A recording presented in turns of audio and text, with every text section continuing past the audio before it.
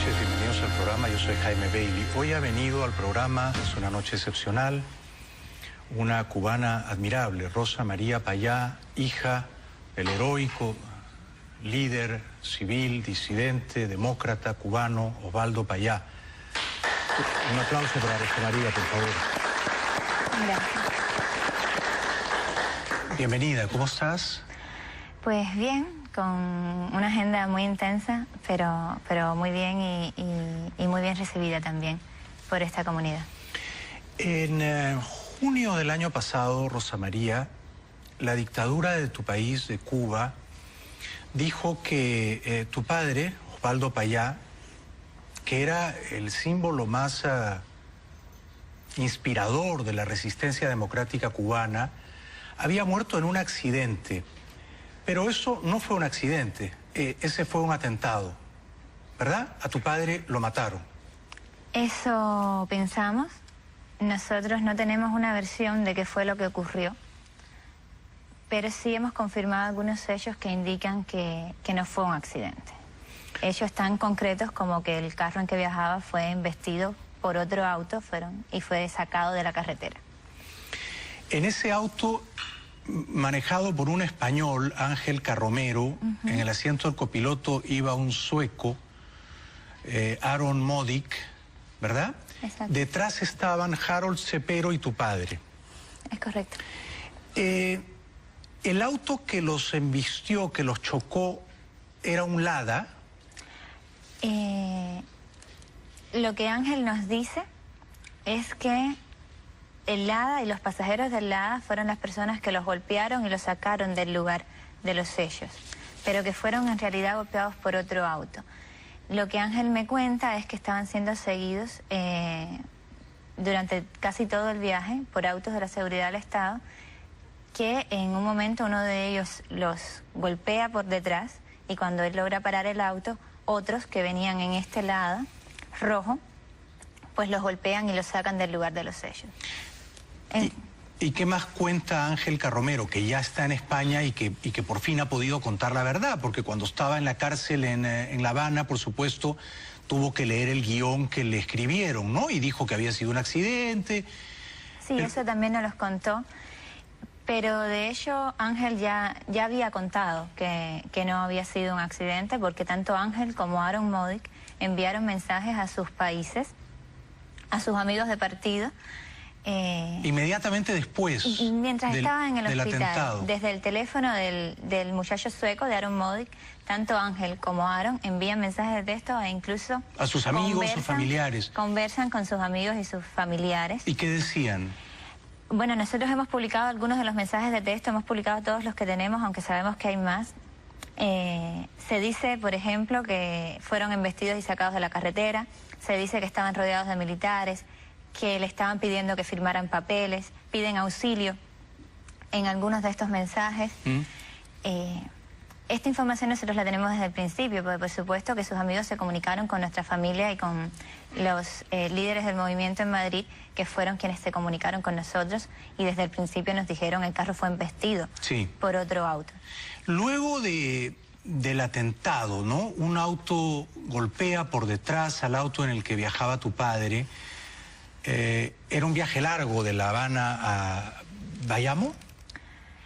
Ellos iban para Santiago de Cuba, pasaban por la ciudad de Bayamo. Claro, pero habían transcurrido unas horas ya, ¿no? Sí, estamos hablando de más de 700 kilómetros, claro. Habían pasado varias horas, alrededor de 7 horas o más. Tus versiones sugieren que en esos 700 kilómetros ya había autos de seguridad del Estado persiguiéndolos. A ver, de nuevo, nosotros no tenemos una versión, nosotros no hemos hecho público ningún hecho que supongamos.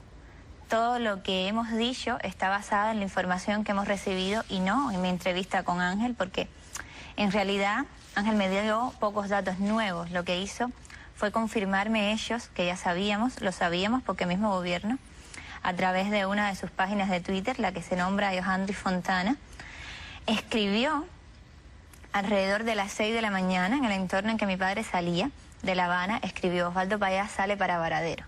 No salía para Varadero, se dirigía a Santiago de Cuba, pero evidentemente pues lo estaban vigilando, lo estaban persiguiendo. desde el comienzo. Y es lo que luego Ángel me confirma cuando habla conmigo. Pero hay un capitán de la policía que lee las actas de los supuestos testigos que estaban en el lugar de los hechos, y en estas actas pues se habla de un Lada rojo que viajaba en simultáneo con el auto de mi padre, y también se habla de que los pasajeros de este Lada estaban en el lugar de los hechos antes de que llegaran los testigos. Tanto es así que uno de los testigos narra que uno de los extranjeros protestaba y les decía: ¿quiénes son ustedes y por qué nos hacen esto? Y en estas actas también se narra que Harold Cepero estaba consciente porque pedía auxilio. Todas estas informaciones las oyen los 3 amigos nuestros que pudieron entrar a la sala del hospital antes de que el hospital se militarizara y fuese rodeado por cordones de policía que impidieron el paso a cualquier otra persona a estas salas del hospital. ¿Tu padre estaba vivo después de la colisión? Sí. ¿Qué pasó entonces? No sabemos. Por eso estamos pidiendo una investigación internacional. ¿Pero tú crees que a tu padre y a Harold los sacan del automóvil siniestrado vivos? No lo sé. Yo no sé qué pasó el segundo después, porque ni en las actas de los testigos que se leyeron en el hospital, ni Ángel puede saberlo y Aaron, porque fueron sacados forzosamente del lugar de los hechos. O sea, el español Carromero y el sueco Modic fueron retirados del auto chocado, dejando dentro a tu padre y a Harold. A ellos se los llevan al hospital y además presumiblemente los drogan. Bueno, a mí Ángel me mostró marcas en sus manos de agujas y me dijo que bueno, que tuvo las vías tomadas por días sin que él entendiese por qué. Sí. Bueno, así operan la seguridad del Estado en Cuba, ¿no? Es decir, eso es un Estado policial y a cualquiera que sea un enemigo lo neutralizan, ¿no? Pero, lo dan de baja. Desde luego, no podemos pensar en la situación como una situación normal o como una situación de un país democrático. No estamos hablando de un juicio limpio ni de un tratamiento limpio. No podemos culpar lo que pasa en el pueblo de un Estado de Derecho porque nos estamos desarrollando. Correcto. ¿Cómo crees tú que mataron a tu padre? No lo sé. Yo no tengo una versión, ni creo que mi papel sea dar una versión de lo que pasó. Nosotros tenemos derecho a saber la verdad, queremos saber la verdad. Nos parece además fundamental en este momento en que la represión contra los miembros de la oposición y contra el movimiento democrático cubano ha crecido visiblemente, pues que se llame la atención sobre la impunidad con la que el gobierno cubano pues se está manejando dentro de la isla y se proteja a las personas que están luchando por esos derechos y a sus familias. Dentro de la investigación que tú con toda justicia pides, ¿no correspondería pedir una autopsia? ¿Se practicó una autopsia? Esa autopsia fue realizada casi de manera forzosa. Por supuesto que... ¿Por ellos? Ni mi madre ni nosotros, por supuesto que por ellos. No por un médico forense independiente, confiable. Eso no existe en Cuba. Por eso. Nosotros no queríamos, por supuesto, acceder a esa autopsia, al menos no antes de que pudiéramos ver el cuerpo de mi padre, pero ¿pudieron verlo? No, los amigos nuestros que estaban en el hospital nos llamaron y nos dijeron, nos han dicho que las neveras están rotas. En ese momento ya nos habían dicho, estábamos en el aeropuerto, en ese momento ya en el aeropuerto nos habían dicho que ni los asientos de emergencia que se guardan para situaciones de urgencia, que ni esos asientos los podíamos utilizar, o sea que no íbamos a poder llegar a Bayamo en poco tiempo. Nos quedaba irnos por carretera y el viaje es de 8 o 10 horas, o bueno, acceder a que trajeran su cuerpo. Pero en cualquier caso era mucho tiempo y pues el cuerpo necesitaba ser preparado. Nosotros lo que esperábamos era que pudiese ser puesto en una nevera hasta que nosotros llegáramos, y eso no sucedió porque nos dijeron que las neveras estaban rotas. O sea que la única opción que teníamos era acceder a esa autopsia. ¿Tú no pudiste ver el cuerpo de tu padre? Yo solo lo vi vestido. Nosotros estamos exigiendo los informes de autopsia desde el principio, tanto de mi padre como de Harold Cepero.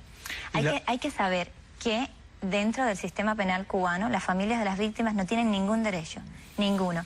Pero el informe de autopsia es algo que sí se entrega a las familias, que dura alrededor de un mes el trámite para entregárselo. ¿No les fue entregado? No solo no nos fue entregado, lo hemos exigido en muchos momentos.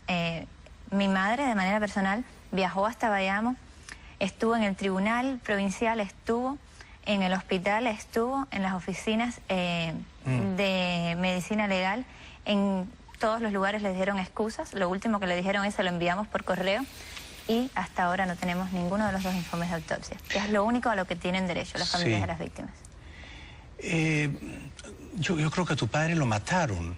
Tú también crees eso, ¿verdad? Pero además habían atentado contra él en varias ocasiones, ¿correcto? ¿No habían ocurrido accidentes automovilísticos sospechosos? Alrededor de 2 meses antes, mi madre y mi padre estaban manejando el Volkswagen del 64 que tiene mi familia, y recibieron igualmente un impacto por detrás, un impacto tan grande que... ¿En La Habana? Que el carro se volcó y cayó sobre la senda contraria. En ese momento no murieron de milagro. ¿De milagro? De puro milagro. Pero el auto volcó... Y cayó sobre la senda contraria. O sea, que pudo ser arrollado por otro auto. Perfectamente. No fue una cosa casual, fortuita, fue un sabotaje, fue un auto que fue embestido. Ellos recibieron un golpe por detrás que no supieron de dónde vino. La policía estaba allí tan inmediatamente, y tan inmediatamente fueron llevados al hospital, que ellos ni tan siquiera vieron el auto y el conductor que les impactó. O sea que esto ocurrió 2 meses antes de la muerte de tu padre, a fines de junio del año pasado. Sí. O sea que es muy evidente que la dictadura de los Castro se había propuesto matar a tu padre, Osvaldo Payá. ¿Por qué? ¿Por qué quería matarlo? Yo no creo que haya una razón para matar a nadie. No porque tú eres una buena persona, no porque tú eres una persona que tiene principios y que crees en la paz, pero los que tienen el poder en Cuba no razonan como tú. Bueno, yo creo que es una realidad que no depende de una opinión, ¿no? Yo creo que no hay una razón para matar. Alguien puede pensar diferente, pero eso no significa que eso sea verdad. Nosotros estamos, de hecho, intentando buscar esa verdad, intentando que se reconozca y se investigue lo que ocurrió. Mi padre se encontraba inmerso en un trabajo por la democratización de Cuba. Se encontraba de manera muy firme, pues respondiendo a lo que nosotros llamamos el cambio fraude, que se manifiesta en esta serie de medidas y de reformas que no han traído los derechos a los cubanos. Claro, el cambio fraude, que parece cambio, pero que no es cambio, ¿no? Exacto, pero que se vende entonces como una posible apertura democrática, que se vende así a la comunidad internacional, mediante la cual el gobierno cubano aspira a lograr acuerdos económicos beneficios, incluso con la Unión Europea o con Estados Unidos. Esto nos parece que es una estrategia del gobierno cubano, pero que en cualquier caso no ofrece nada al pueblo de Cuba. Y ante eso, pues mi padre, nuestro movimiento, y yo creo que el movimiento democrático cubano, pues sí tiene una alternativa, la tenía y la defendía, y en muchos sentidos la diseñó mi padre, y en eso se encontraba. Claro, yo creo que, perdona mi franqueza, ¿no? Pero yo creo que lo mandaron matar porque era el líder, el demócrata de la oposición interna en Cuba más admirable, con más predicamento, y por lo tanto se había constituido en una amenaza real a ese régimen dictatorial. Y esa dictadura opera de esa manera. Cuando surge un peligro, como fue en su momento el general Ochoa o los hermanos de la Guardia, como eran los aviadores de los hermanos al rescate, lo que hacen es actuar como matones, deciden eliminar ese peligro, ¿no? ¿No crees que yo creo que hay un reconocimiento implícito a que tu padre se había convertido en un líder importante, peligroso para ellos, que desafiaba su poder?